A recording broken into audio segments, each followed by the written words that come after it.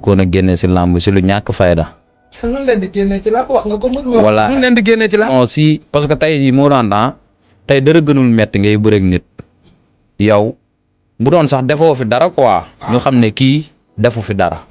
comprendre nga ñoo xam ne kii defu fi dara mais nga def fi dara def fi lu ne weng ba pare booy bëree rek dañuy jël lépp ñu jox ko sa adversaire comprendre nga.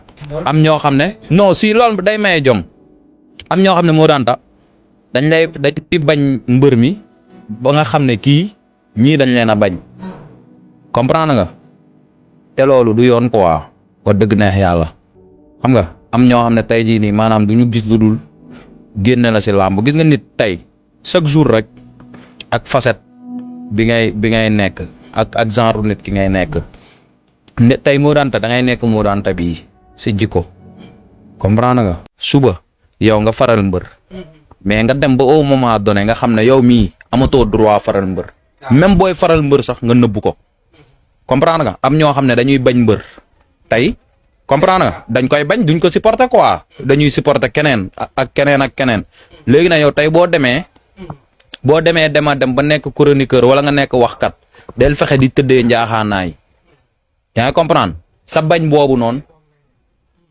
boobu nga bañ ko di fësal si nit ñi comprendre nga ku si mel ni docteur Zil.